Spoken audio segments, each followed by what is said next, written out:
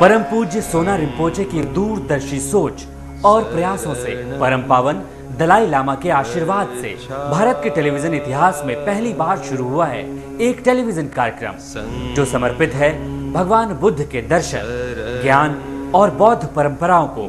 कार्यक्रम में दुनिया के तमाम बड़े बौद्ध धर्मगुरु, बौद्ध ज्योतिष शास्त्री, बौद्ध मेडिसिन के जानकार रोज आप तक पहुंचा रहे हैं अमूल्य जानकारियां। सबसे पहले देखिए बौद्ध धर्म से जुड़ी महत्वपूर्ण जानकारियां।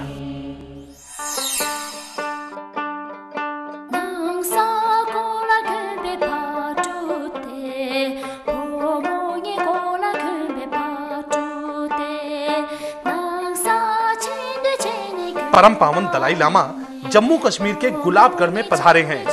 मौका है 15 साल पहले यहाँ स्थापित की गई हिमालयन बुद्धिस्ट स्कूल की वर्षगांठ के जश्न का।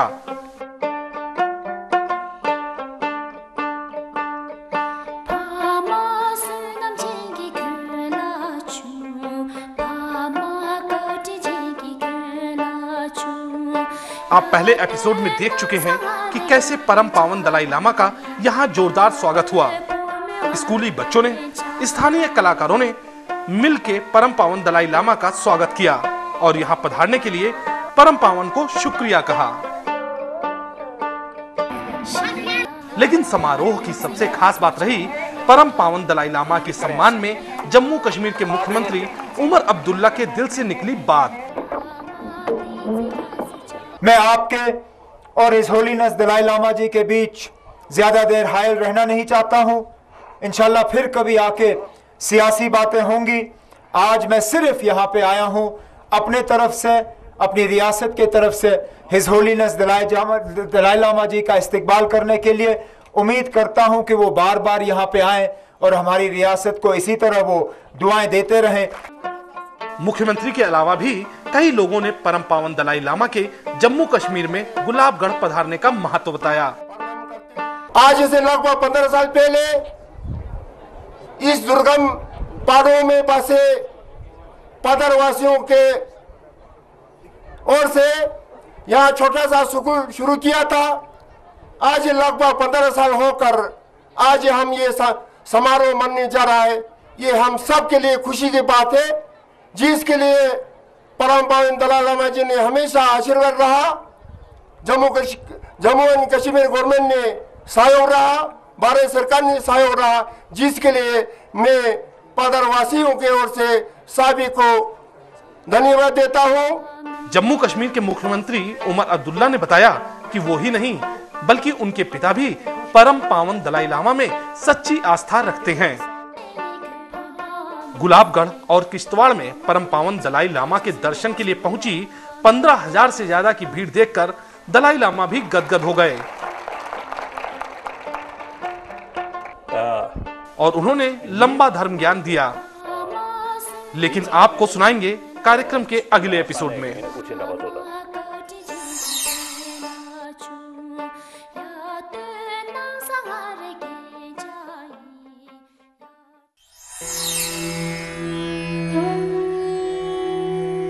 कैसे दूर हो आपके जीवन की मुश्किलें, कैसे सवरे आपका करियर, कैसे सफल हो आपका हर काम। क्या कहते हैं आपकी किस्मत के सितारे। जानिए सटीक होने वाली बौद्ध भविष्यवाणियां बौद्ध ज्योतिष शास्त्री सेरिंग छांजुम से। Tashidele, Namaskar. 2nd July 2010, 21st day of the 5th lunar month, Friday, which is favorable day for the person born in the year of sheep, bird, monkey, horse and snake, while unfavorable for the person born in the year of tiger and rabbit. And this day has an elemental combination of earth, which is considered auspicious, and this day has wish-fulfilling energy that fulfills all the wishes of an individual. But during this particular day, so inviting of guests home is unadvisable. 3rd July 2010, 22nd day of the 5th lunar month, Saturday, which is a favorable day for the person born in the year of ox, tiger, rabbit, and unfavorable for the one born in the year of mouse and pig. And this day has an elemental combination of earth, and especially until 7:24 a.m. it is considered very auspicious, and this has wish-fulfilling energy that fulfills all the wishes of an individual. And after 7:24 a.m. there is an elemental combination of earth and fire, which is considered inauspicious, and the combination of such elements has burning energy to generate suffering. Therefore, during this particular time, it is advised not to take any kind of major steps or starting of new project, etc. on this particular time. And during this time, so starting of new business is also unadvisable. 4th July 2010, 23rd day of the 5th lunar month, Sunday, which is a good day for the person born in the year of dragon. And this particular day has an elemental combination of fire, and this combination stays until 9 a.m. And during this hour, this combination brings gain in wealth and property. But from 9 a.m., there's an elemental combination of fire and water, which is considered very inauspicious. And this compound of energy acquires death energy to cost one's life. And during this whole day, it is suggested not to go for any kind of birthday party for the children and outing for a newborn baby. See you same time tomorrow.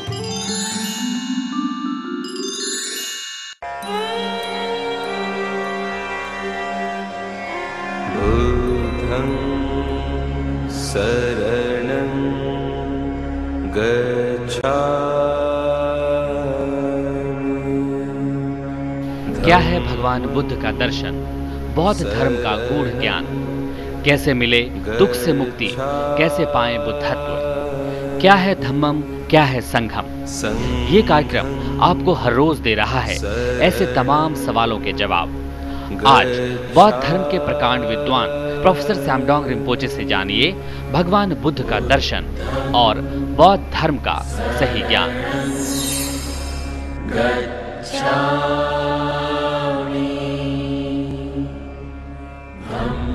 3-4 आर्य सत्य क्या है? ये वही हैं दुख आर्य सत्य, दुख समुदय आर्य सत्य, दुख निरोध आर्य सत्य और दुख निरोध मार्ग आर्य सत्य। दुख एक सत्य है, एक तथ्य है। ये पहला बिंदु है जिस पर हमको विचार करना है। और वह दुख आकारण नहीं आया हुआ है और कोई व्यक्ति विशेष ने बनाया हुआ नहीं है, वह अपने हितोपति कारणों से आए हैं। उसका समुदय निश्चित रूप से कोई प्रक्रिया है, उससे ये उदय होता है। तो वो दूसरा तथ्य है दुख समुदय, दुख समुदय, जहाँ से दुख उत्पन्न होता है। और तीसरा सत्य है यह दुख जो उत्पन्न होता है तो वो भी अनित्य है। एक बार दुख उत्पन्न हो गया तो बराबर उस दुख में रहने की अनिवार्यता नहीं है। अगर दुखी व्यक्ति चाहें तो वह अपने दुख को निवृत्त कर सकते हैं, उसको हटा सकते हैं, दुख रहित की अवस्था को प्राप्त कर सकते हैं। तो वह भी एक तथ्य है। उस तथ्य को तीसरा तथ्य कहा गया है दुख निरोध सत्य। और वह दुख निरोध सत्य भी अकारण नहीं प्राप्त होगा। कोई अन्य व्यक्ति आपको वो दे नहीं सकते हैं, आपको प्राप्त नहीं करा सकते हैं। शक्तिपात जैसे कोई ऐसा संभव नहीं है, अपने से करना होगा, अपने से ही उसको अर्जित करना होगा, प्राप्त करना होगा। अगर अपने से प्राप्त करना है तो उसके लिए कोई उपाय होना चाहिए, कोई मार्ग होना चाहिए। तो मार्ग भी हैं, तो बहुत सरल मार्ग हैं।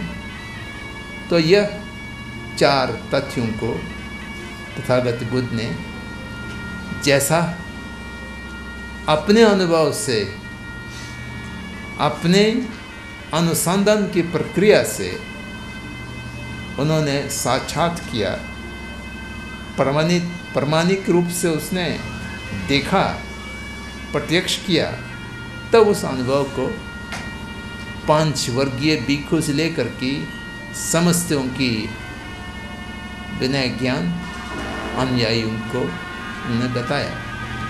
तो यह केवल बौद्धों के लिए सत्य नहीं है, चाहे बौद्ध हो, चाहे बौद्ध इतर हो, चाहे कोई धर्म को मानने वाले हो, चाहे धर्म को नहीं मानने वाले हो। ये 4 सत्य हैं, वो सब के लिए सत्य हैं और विशेष सत्य हैं, इसलिए आर्य सत्य हैं। अनेक प्रकार के दुख और विशेष रूप से कर्म और क्लेश से बंधे हुए यह सासुरों और शरीर हैं, ये हमारा सकदों की समूह हैं। यह हर प्रकार के दुख इसमें रहते हैं। विशेष रूप से जन्म की दुख इसमें विशेषता है, जरा की दुख, वृद्ध होने का दुख इसमें सन्निहित है, रोगी होने का दुख इसमें सन्निहित है, और मरण का, मृत्यु को प्राप्त करने का दुख इसमें सन्निहित है, अनिवार्य दुख है। जब तक हम इस शरीर को, कर्म और क्लेश के अधीन रहने वाले इस शरीर को, इस शरीर से निर्वृत्त नहीं पाएंगे, इस हम स्वाधीन नहीं होंगे, तब तक ये दुख तो चलते रहेगा। तो इसलिए दुख को जानना चाहिए। भगवान बुद्ध ने पहला तथ्य ये सबके सामने रखा। दुख 3 प्रकार के होते हैं। दुख, परिणाम दुख और संस्कार दुख। दुख को तो सब लोग जानते हैं, जो पीड़ा हैं, दर्द हैं, दुखी मन हैं, यह दुख जिसको कहा गया है, जिसको दुख संवेदना भी कह सकते हैं। संवेदना में दुख रूप में अनुभूति होता है, उसको दुख कहते हैं। इसको समझने में कोई कठिनाई नहीं है। आपका हाथ पांव टूट जाए, असह्य पीड़ा उससे हो रहा हो, तो कोई आदमी आपको ये बताने की जरूरत नहीं है कि आपको जो पीड़ा हो रहा है वो दुख है। वो जो पीड़ा भोगने वाला स्वयं जान रहे हैं कि ये बहुत हमको दर्द दे रहे हैं, हम कैसा इसे छुटकारा पा रहे हैं। तो ये एक स्थूल दुख जिसको कहते हैं। इससे थोड़ा सूक्ष्म दुख परिणाम दुख वाला है। वो तत्कालिक रूप से सुख संवेदना की कक्ष में आते हैं। कोई भी सुख जिसको हम सुख के रूप में मानते हैं। सांसारिक सासुरवा कर्म और क्लेश से उत्पन्न हुआ कोई भी सुख है वह अनित्य है। उत्पन्न होता है, सुख अनुभूति होते हैं, आनंद के अनुभव होता है, लेकिन वो समाप्त हो जाता है। जब समाप्त होता है तो वो दुख के रूप में समाप्त होते हैं। आपकी स्वस्थ हैं, स्वस्थ जब तक रहते हैं तो आपको आनंद की अनुभूति देते हैं। जब स्वास्थ्य बिगड़ जाते हैं, स्वास्थ्य अस्वस्थ रूप में परिणित होता है तो फिर आपको दुख होता है। उदाहरण बहुत सर्दी लग रही है आपको, कहीं शीत स्थल पर आप बैठे हुए हैं, ठंडी जगह पर बैठे हुए हैं, आप कंपन हो रहा है, बहुत सर्दी लग रही हैं, तो सर्दी लगना एक दुख है, एक पीड़ा है। तो उस पीड़ा से छुटकारा पाने के लिए आप आग जला करके उसके सामने बैठ जाते हैं, या दुख में बैठ जाते हैं, या कोई गर्म जगह पर बैठ जाते हैं। तो शनि आपकी ठंड की संवेदना कम होते हैं, समाप्त हो जाते हैं, और गर्म लगता है, अच्छा लगता है, तीक्ष्ण अनुभव होता है तो आपको अच्छा लगने लगता है। लेकिन वहाँ आग के पास हमेशा के लिए स्थायी रूप से बैठा दिया जाए और आग को और अधिक बड़ा कर दिया जाए तो आपको गर्मी लगने लगेगा, पसीना आने लगेगा। फिर आपको वो जो बहुत सुख का अनुभूति दे रहे थे वही दुख की अनुभूति में परिणित हो जाएंगे, और आपको पता लगेगा कि अरे ये तो मेरे सह नहीं होगा, बहुत गर्म लग रहा है, तप रहा है, जल रहा है, हमको यहाँ से हटना चाहिए। ये हटने की इच्छा क्यों उत्पन्न होता है? वह इसलिए उत्पन्न होता है, वह दुख थे।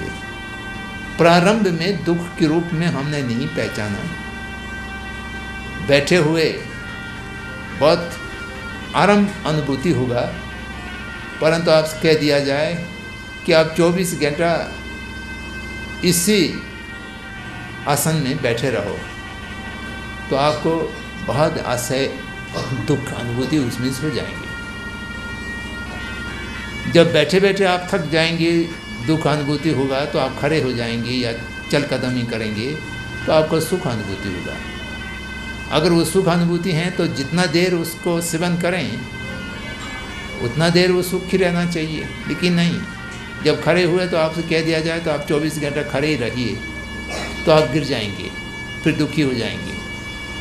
तो इस प्रकार की सांसारिक सासुरवा कर्म क्लेश के आदि वाले जितना सुख अनुभूति हैं वो परिणाम दुख हैं। जब उसका परिवर्तन होता है, उसका क्षय होता है या उसका वृद्धि होता है तो वो दुख हो जाते हैं।